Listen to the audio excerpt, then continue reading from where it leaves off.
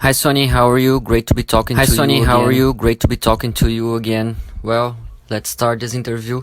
Do you have an idea with how many recordings you were involved so far, considering solo albums and from the bands you are part of? Well, in terms of just my own albums, generally, it's always been, my albums in terms of like, sometimes I would call it, Sonny Vincent and Spite or Sonny Vincent and the Bad Reactions, but generally it was always me singing, me writing the songs, me playing guitar. So in terms of my own albums, I would say there's like 25 unique releases, albums out there that don't have songs repeated or, reprised on albums, just all new stuff. And then there's a few ones that are like compilations of different songs of mine put out on special releases, like in Germany and Spain and stuff. And then, of course, like, albums that I played on, with other people, like Mo Tucker's albums and just, different compilations. So there's a lot of work and a lot of albums out there. And what keeps you so prolific over the years? I really enjoy the process of making the songs and the albums. It's like some artists say that creating is holy, and so there is something that I like about it, and since I kind of came out in the early, hard rock scene and then the punk scene, I think that there was a lot of aspects to it where we were pleasing ourselves first and then hoping the audience comes around to it. So there's a lot of artists that will sit down with writing music and making an image and say, okay, what I want to do is make music that a lot of people will like from across the whole society. But I was always, I certainly loved it when people liked it, but the first thing was to please myself. And so the creation of it was a pleasure and a joy for me. There were times when I wrote songs and I said, now, hold on a second. I'm so lucky. This song with the right promotion and the right money behind it is definitely, like, without a doubt, let me play it for some of my friends, see what they say. And so I think I've written hit songs, but I don't know, but I didn't have the mechanism or the big company to push it to the radio and the world. But that's also satisfying. You don't need other people to tell you always if your work is right. I like to please myself. On a first audition of the new album, it sounds not so fast as your usual recordings, at least on its first half. To me, the whole record seems to be more paced in general. It's raw, it's urgent, but it's not so fast. Not that it's slow, don't get me wrong. There are some fast songs on it, of course, like Not Alone, Japamofo or Ruby Diamond. Does this impression make sense for you? Yeah, it does.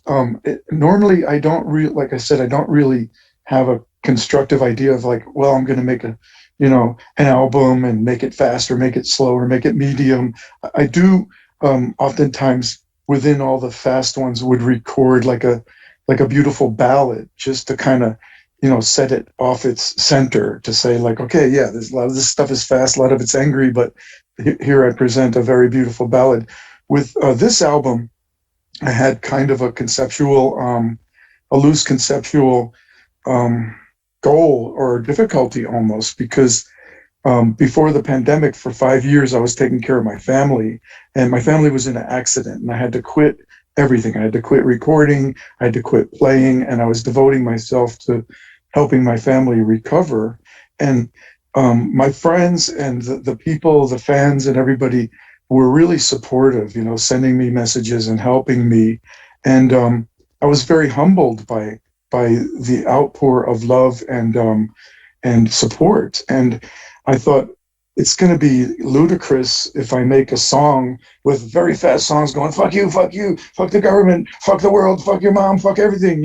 I felt different from that after that experience of going through the tragic and difficult things that involved dedicating myself to my family and quitting music, and then having my friends all come to my rescue. So I wanted to make an album that did have songs that had angst in it, and disillusionment and desperate feelings, but I also wanted to show an aspect that we're all in this world together, and we do deserve joy, and we do deserve to see the beauty in life. I mean, there's a lot of unfair, ugly things all around us, and examples of injustices and things you can complain about, and I always will.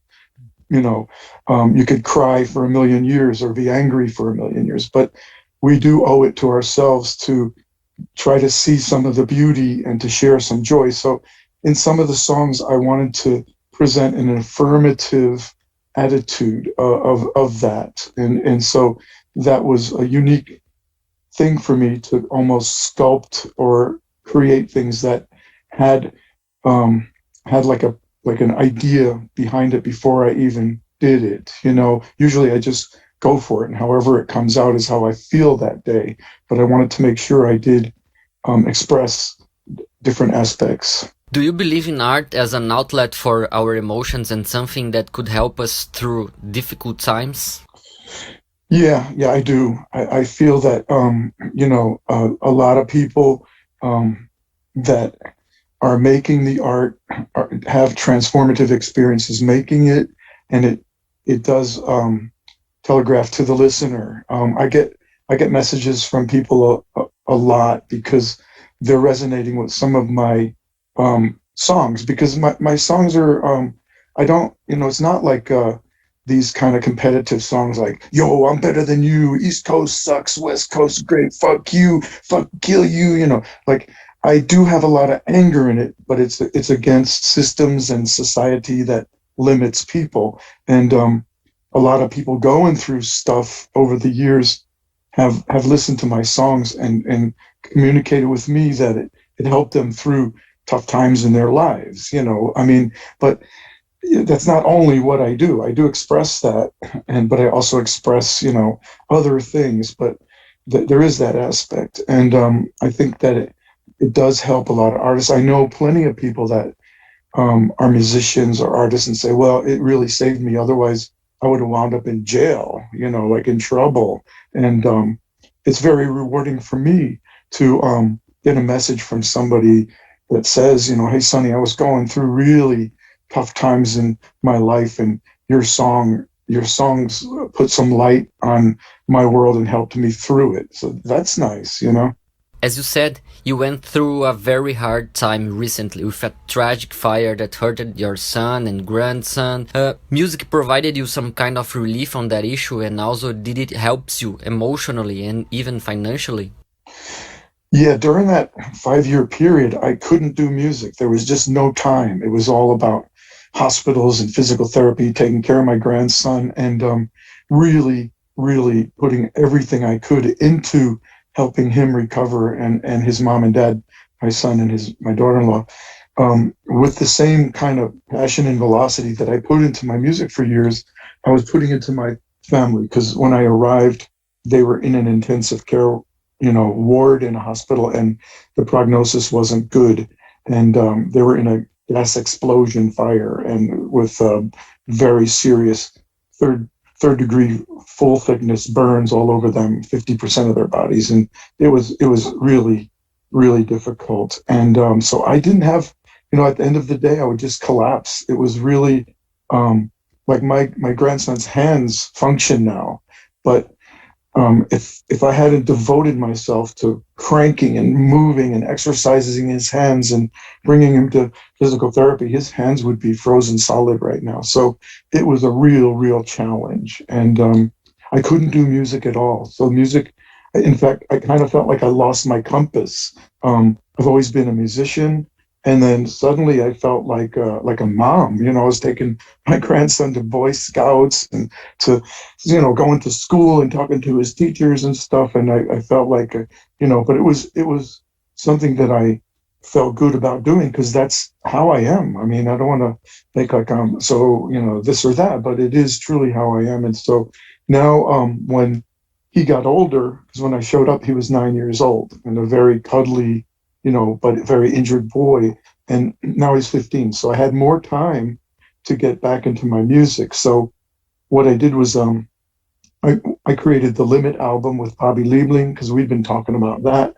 And I thought, well, after I do the Limit album, I want to do, Sonny Vincent album. So, and since I had more time and to do it, I did that. And so now that, my family's recovered and, they're more resilient, I do have time to get back into the creating process of making songs. And it does put me back on my axis. I for a while there, I felt like I was losing my identity because of not doing music.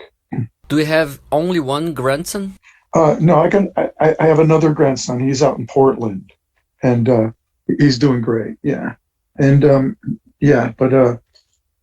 was really, really a big journey. And like I said, after all of that, dealing with, heartache and tragedy and almost, it's instances where they could die, and like really shocking, and doctors and hospitals, and then all my friends, pouring out all the love. Like I said, I just didn't, it was kind of a new horizon for me, because I was always felt like sort of an outsider, an outlaw and stuff. So I had a lot to complain about, but in this case, like I said, I wanted to express some of the affirmation and the humbleness that I experienced. It made me kind of a different person to an extent. Considering the title of the new record, Snakepit Therapy, it would point we are living in a snake pit world, and the art, music in this case, could be a therapy? Well, I was speaking to the drummer Paul Blackard, and he plays drums on most of the songs, and he kind of described when we first met, because we had met a lot of times, but when we first met to record, I didn't send him any songs or any previews, and we just went into a studio, and I just said, okay, man, this song goes like this, and this song goes like that. And I just showed him the songs, and he had to really get up to speed and do his part. And he said it was like being thrown to a snake pit, and that resonated with me, because I had been to a museum in Los Angeles on Sunset Boulevard, and it was a museum of the history of psychiatry and psychology. And in this museum, it had all kinds of stuff from the old days, like when people had depression or supposedly had mental illnesses, they would put their heads in boxes and screw the box tight, or, put cuts into them so they could bleed, and hang them upside down. And then, of course, later they had lobotomies, and they had shock therapy and all this stuff. And Snakepit Therapy was a thing where in these mental hospitals, if somebody was acting out or complaining or whatever, and these supposed doctors would say, okay, we need to calm this person down. They're acting psycho, or they're just complaining. And so they had a big bathtub, or a little swimming pool type, structure filled with snakes, and they would throw the person into there. And of course, after an hour in the snake pit, the persons would come out very calm, like zombies, like they'd been through hell, and they weren't saying the food here sucks. They weren't saying anything. They were just very, placid. So the practices of the, mental health industry in former times around the world were really brutal. So that, along with, the fact that Paul brought up the name Snakepit Therapy, I thought it is kind of, I don't know, it's kind of appropriate to a lot of our experiences, it's against the law not to send your kid to school, but there's no individuality. There's some children who are 5 years old, and if you really looked at that child, you could say, wait a second, this kid is the kind of kid that needs to wander around in the forest for an extra 2 years. Let's not put them in school, but everybody has to go, and then bells ring and you have to change classes, and you right away start getting, like conformed to society and doing things by signals and bells and training and stuff. And I mean, it does train, it does help people, kind of level out and know how to function within a structured society, but it's not fair to the individual sometimes. And so we're all thrown into a snake pit in a certain way. You're known for doing many collaborations with other music icons, but the new record hasn't any of these music partnerships. Any reason for that? It does. Well, it's got some people that are really good players. I don't always play with famous people. I mean, sometimes the reason someone is famous is because they're so fucking good, and so then I say, wow, I really like, Rat Scabies to play on my album or something like that. But there's a lot of people out there that are also super good that aren't as known. And on this album, like Paul was in the Corpse Grinders, which is a group that did play, Max's and CBGBs and stuff. And Arthur Kane from the New York Dolls was in the group for a while, but they never got famous because they had a lot of internal problems and they were kind of wild. Another guy that plays drums on the album is Alex Schwers. He's from Germany, and he's actually in Germany. He is kind of famous. Like, they have triple platinum records in the band that he's in over there. And he's just like one of the best drummers I ever played with. He's really, a smart guy, and he just puts a lot of passion into the drums. And so, I'm able, because I'm solo, I'm able to put albums together like an artist with a palette with many colors, so I could have put, the whole album together with just one drummer, because I have a lot of, like recordings with them and stuff, but I picked and choose, was choosing the songs that I liked and the performance, and that worked out really cool. I like it that way.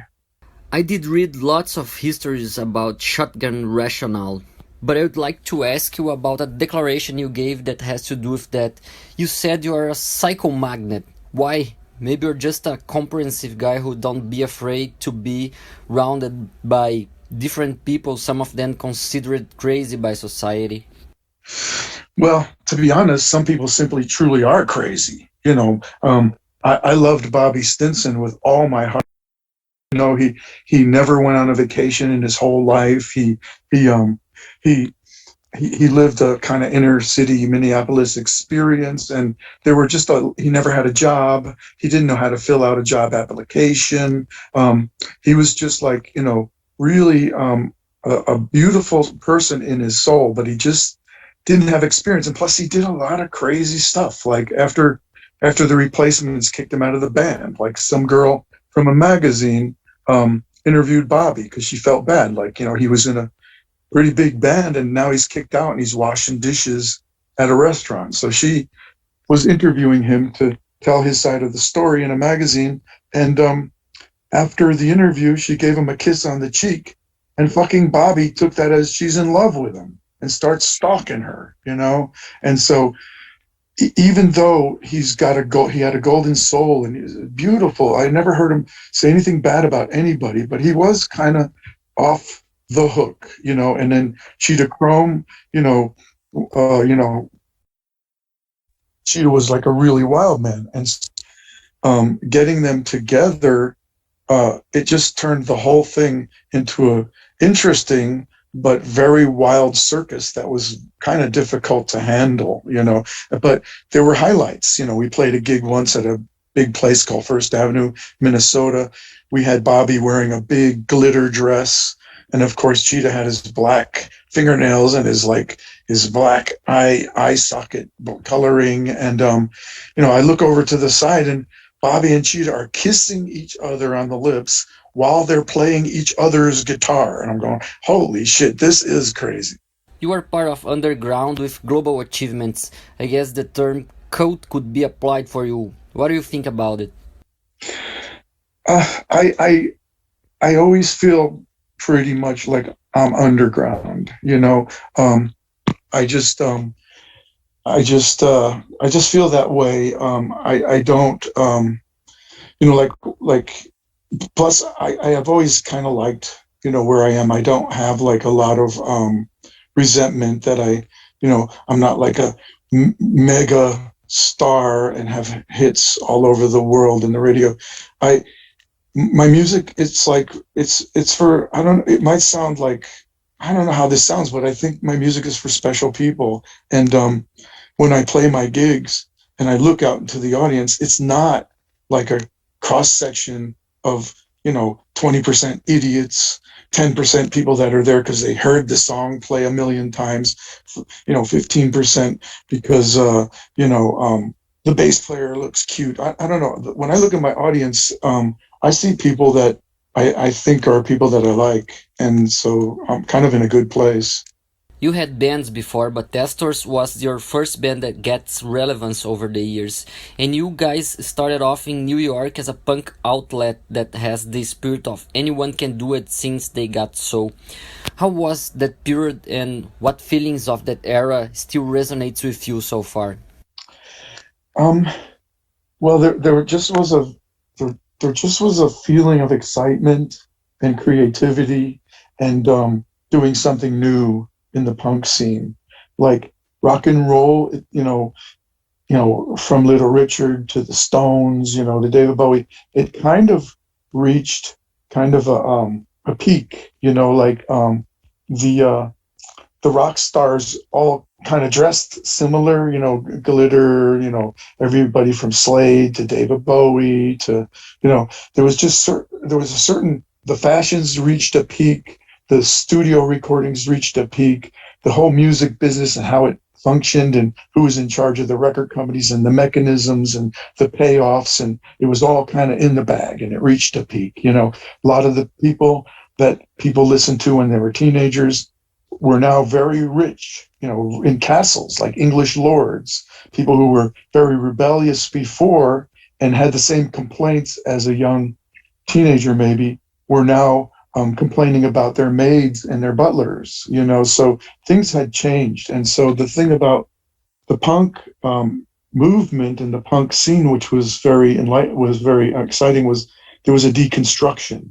Like Richard Hell would get on stage and he looked like he just crawled out of bed, you know, ripped up clothes and crazy, you know, messed up hair, and the attitudes were different, and people weren't, using the same histrionics that, you know, that came before. Even though the stuff that came before, a lot of it is holy, we just wanted our own thing, and that's something that, you know, I carry through with in terms of like I don't plan. I don't sit down and say, let me make a song right here that sticks in people's brain so they can, you know, just go insane and hear it. And it's just, you know, clicking in the brain over and over.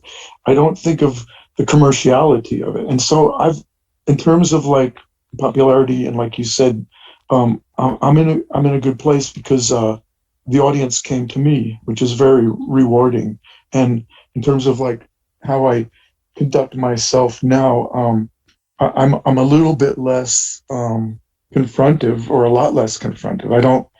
I don't, you know, like curse at police and throw, you know, like I understand like what is dangerous, like, which a lot of people don't understand that are young, but I still have, mixed views about the world, and I try to express my, you know, disillusionment and dissatisfaction with that, which is shared by a lot of people. So I believe I still have, you know, some kind of angst and some kind of desperate feeling in my music. What did it mean to be a punk rocker in the old days, and what does it mean now?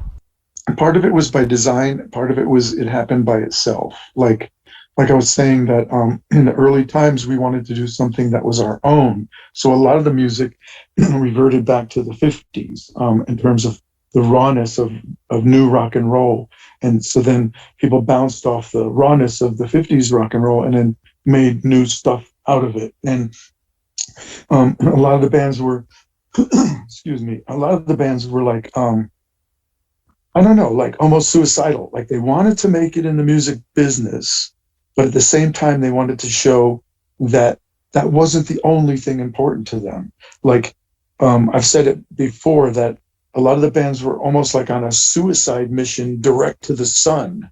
It was like, it wasn't a mission direct to the charts. Like, how could anybody call their band Dead Boys and expect that across the world in the Academy Awards and the Grammys, some serious people in suits someday would say, and now the award for the best-selling record is going to Dead Boys, or Dead Kennedys, or, the names of the bands. Like Testors was named after the favorite glue. Like, there was a glue that was out when we were young that we used to sniff and get high, and we named our band after that glue. And so, even though you wanted, people to appreciate you, there was kind of a rebelliousness that said we're not selling out, and so the punk scene, and it still exists, like, I don't resent a lot of the older musicians from those days really resent young kids that play punk.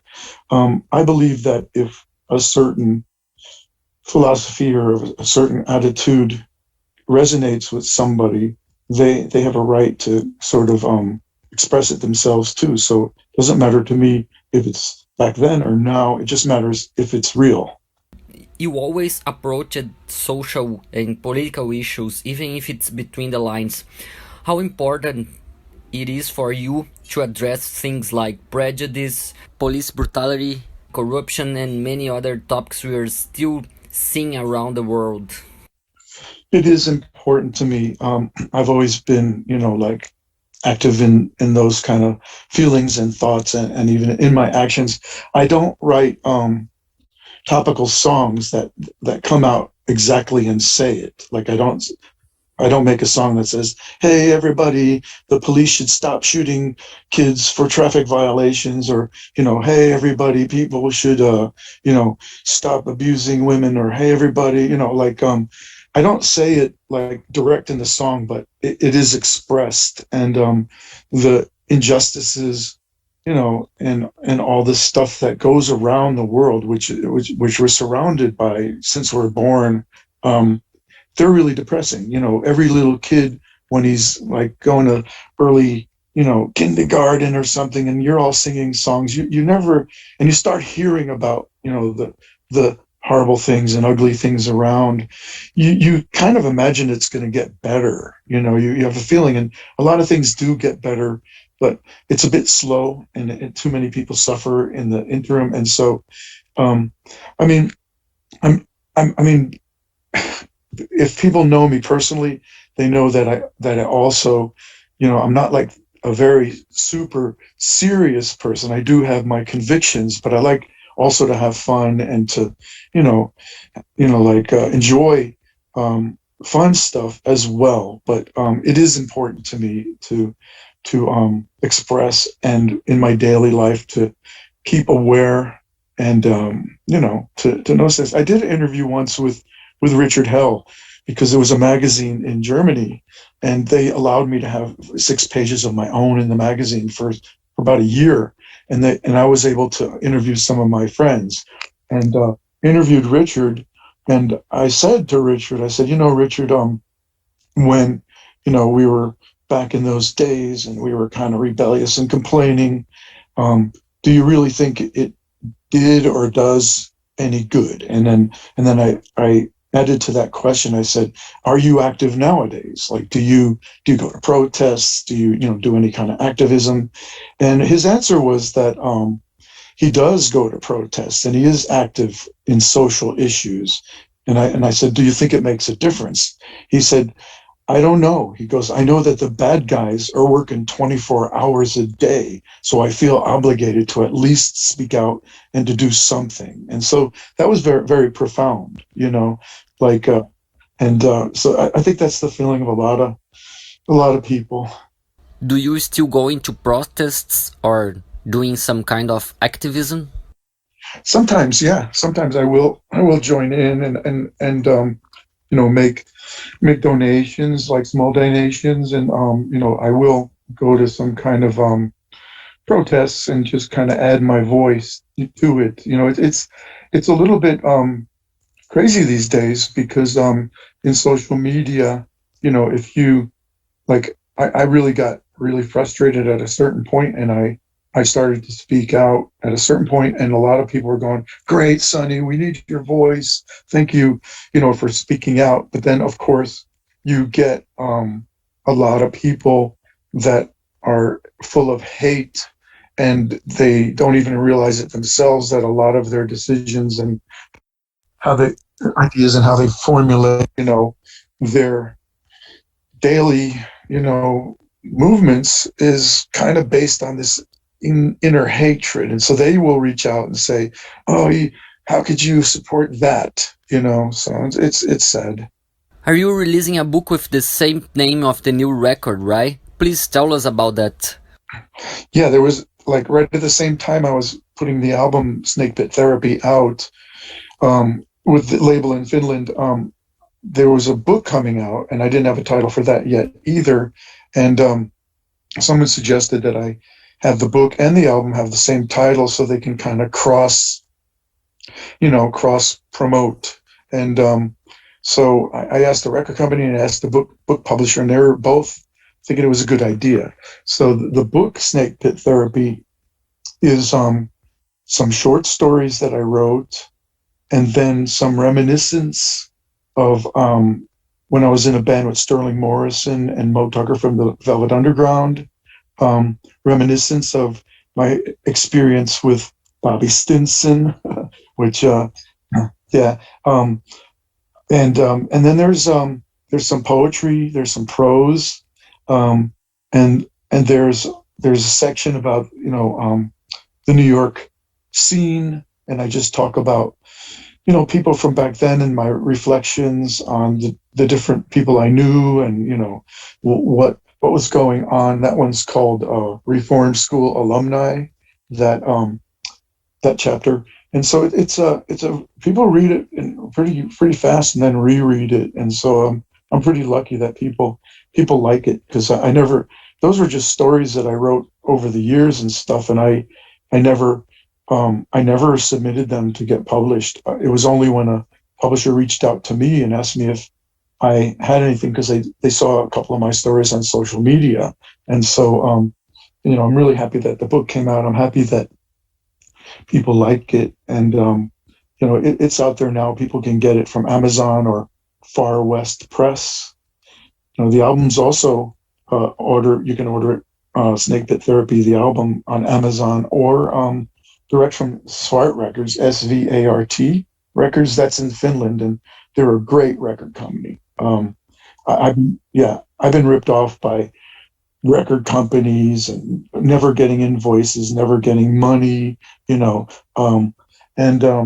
it's a pleasure to work with, people who care and who are honest. And that's a new, I've had a couple of honest experiences too, but a lot of them not. Have you had problems with record labels? Oh yeah. One time, I won't mention the label because I don't like to, say that, because I don't want to insult their families or whatever. But, one label had me sign like a really long contract, and it wasn't in my language. And I signed it.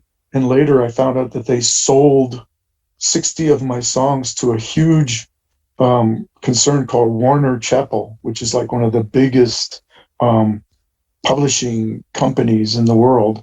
And when I posted one of my own songs on MySpace, back when they had MySpace, I got a cease and desist notice from Warner Chappell that I can't use my own song, because someday when I do, get the time, I could hire lawyers, because first off, when you sign a contract that's not in your native language, it's automatically not valid. And plus, he sold my songs without my permission to a giant, company that's got, you can't fight them. Like when you complain to them, I did complain to Warner Chappell, and they said, well, you got to go after the person who sold it to us. So it's like, a cat and mouse game. But, it doesn't bother me as much as it might bother other people, because I never focus too much on the financial stuff. Like when I'm on tour, I can't go next to the merchandise desk, because I'll just give everything away. And it's not because I'm stupid. It's just because I I don't know. I grew up as a kid listening to Jimi Hendrix. I kind of operate on different levels than commerce sometimes, and I've tried to, you know, reel that in a little bit because everyone needs money. But truly, when I'm at my gigs, the people selling the albums and the T-shirts and stuff, they no, Sonny, go away, because I will just start giving them away to everybody. It's not because I'm Mother Teresa or Santa Claus. It's just because who I am. Do you read a lot? How much literature or just the act of reading has influence on your creation process? I don't read as much as I used to because I was in jail once for a number of years, and I never went to university, and I always regretted that. But the kind of background that I came from, I wasn't on a trajectory to go to university or college or to get any kind of education. So I was basically a street kid in New York City, which had its own kind of university. I met Andy Warhol at the factory. I went to see the Fugs and, the bands and stuff. And I was lucky because I was very, very young. And but no one scammed on me. No one abused me. I felt like I had like a guardian angel following me around because I really was like, I was 13 years old. And when I see people who are 13, children now, I go, geez, their fingers aren't grown all the way. They're just a baby. But I was running around New York City I was tall for my age. So, and I lied about my age to everybody, but I was lucky. Everybody took care of me. And but eventually at some point I got busted for drugs when I was a bit older, and they put me in jail. And while I was in jail, the guy in the next cell asked me, hey, I got tons of books in here. Do you want some books? I can pass you some books. And I said, no. I was just so bitter that I was in jail. I don't know fucking books. I don't want nothing. Leave me alone. But of course, you're in there for long enough and there's no TV and stuff. So, he started handing me books like, Jean-Paul Sartre, Celine, Kurt Vonnegut, Noam Chomsky, Virginia Woolf, and when I met Sterling Morrison from the Velvet Underground and we toured together, and he was asking me about, reading and books and stuff. Sterling was a PhD, and he got his PhD in English literature. And he goes, well, geez, Sonny, you never went to university. But when I hear of all the books you read, you definitely have education, And so, I've read a lot of stuff. And I just read a book by Kim D'Alessandro. She's the partner of Joe D'Alessandro, who's one of the Warhol superstars.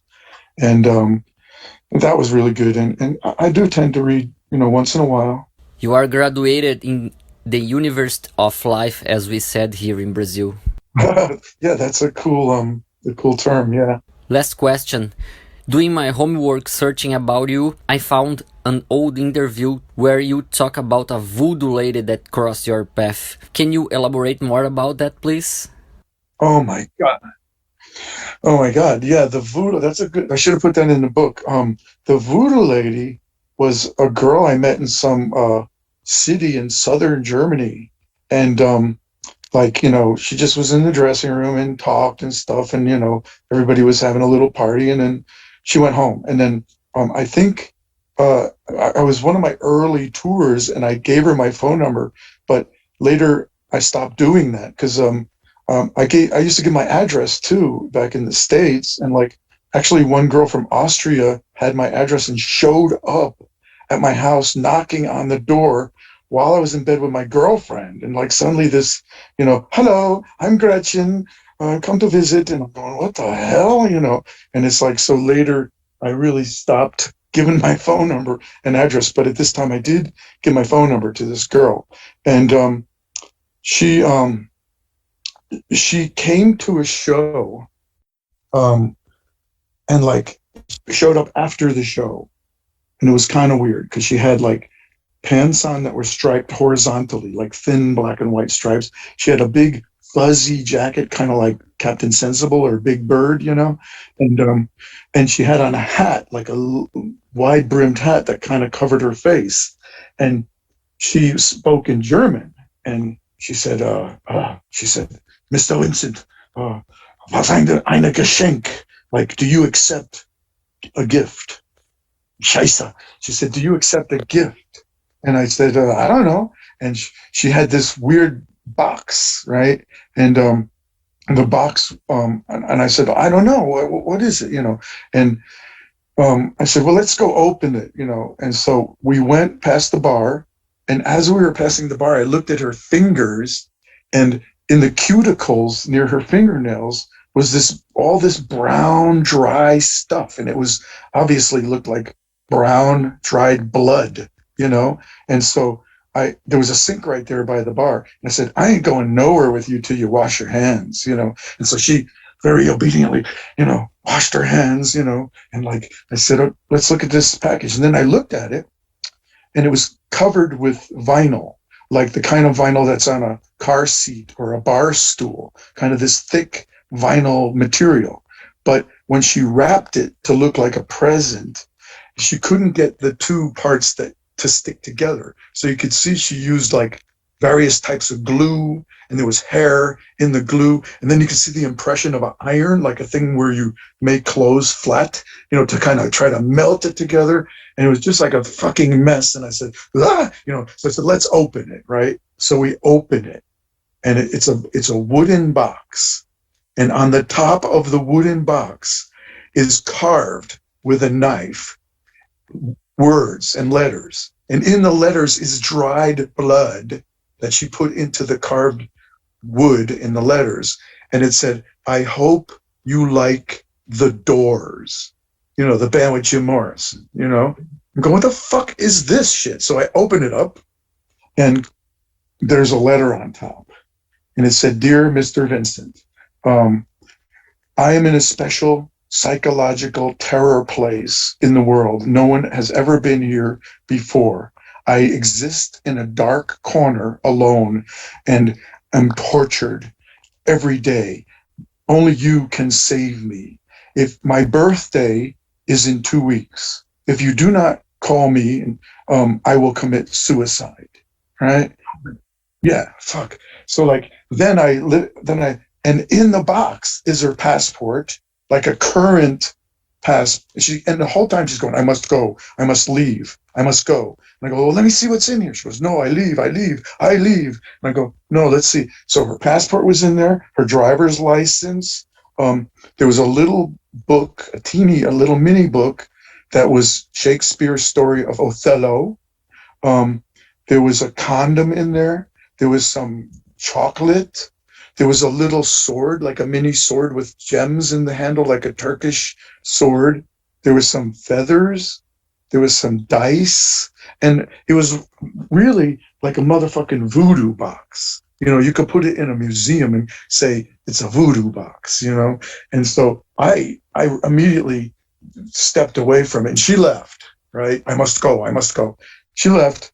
And so I gave the box to my roadie, who was a friend of mine, and he collected all the stuff that either scared me or I didn't want. He had like a weird place in his mom's basement where he kept like giant, really bad oil paintings of me. I don't want to seem unappreciative, but anyway, I gave him the voodoo box, and I showed it to people around the club, and they were all like, that looks weird. They were all freaked out by it. And so I went home. I was living in Holland.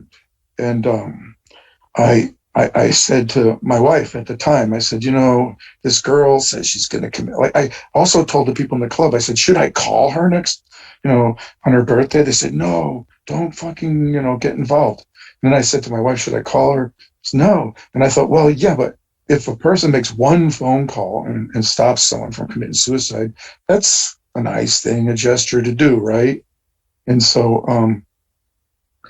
do you know what I mean? Like, yeah. So what happened was I picked up the phone and I called her, and suddenly I hear this loud German voice. Eines feigen Sie und verkraken Sie Krieg und skagen Sie runter, und feigen Sie Herzen und der runterkages, And I'm going, hey, fucking shit, what are you saying, man? What the fuck are you saying here? I said, say it in English. She goes, I want to come to you with a sword and have a sword fight to the death. And I said, fuck you, you crazy fucking bitch, you know, and I hung up the phone really hard. And that was it. A year later, I'm playing in Berlin, right? And there was a riot on the street, some kind of protest on the street. So everyone was locked into the club. And I didn't even know we were locked into the club at that point. We played a show, very fun, very cool, in a really cool club in Berlin. And in the dressing room, we're just hanging out with the band and relaxing and having a nice time and stuff. And suddenly, right in front of me is that Voodoo Lady, the psycho bitch. And next to her was this giant dude. And I swear to God, this is true. His whole body was painted green and he had a loincloth on and he looked like the Hulk. You know the Hulk? Like, yeah, he looked like the fucking Hulk. So check it out. Now I've got the voodoo bitch in front of me and the fucking Hulk, you know? And so I go to my roadie, I go, dude, I'm always polite to my roadies. You know, they love me. I'm friends with them. I don't treat them subservient, and it's like some people do. And I said, dude, you know, I'm never so firm with you, but get me the fuck out of this club right now, you know. And so I grabbed my guitar, my little case with my, you know, pedals and, you know, my fucking cables, and we run to the door and it's locked. And I go to the, you know, club guy, why is the door locked? Oh, there is a riot on the street, you know. And so I go, and I look behind me and the Voodoo Lady and the Hulk are coming at us, you know, like coming, you know. And so then we go to another door, and I swear to God, this is true too. We go to another door, we get out of the club, but this was in a big building, and we're going down a hallway, and I open another door, and in that behind that door was a huge room where they were having a techno party. And so it's like you didn't know, I didn't know that because we got to the club and I didn't investigate the whole building, you know. And so like they are like you know, they're like having a techno party with bubbles, with soap bubbles, and, you know, dance and techno and music and loud. And like when me and the roadie walked in and I got my guitar and my case and we're running, that's when they were shooting the bubbles in the techno festival. So we're slipping and fucking falling, and right behind us is the Hulk and the Voodoo Lady, you know, gaining on us. So somehow, it was like somehow we got out of there, and we made it to the van. I went into the van and waited. The roadie went back and got all the other guys in the band, which ruined our party. And we had to all go in the van and drive the van to the club. And sure enough, as we're driving down the street, on the sidewalk is the Voodoo Lady and the Hulk. No, man. And I said, everybody down, everybody. So they didn't know it was our van or anything, but I didn't want them to see us. And that was the last I saw of the Voodoo Lady, except for on one of my albums, I think it's the Bizarro Hymns album, there's a song called Voodoo Lady. What a crazy shit. Oh my God, yeah, crazy. Thank you for your time and attention, Sonny. Thank you a lot. It's a pleasure talking to you, brother. I say the same. All the best for you and your family. Thank you. Bye-bye.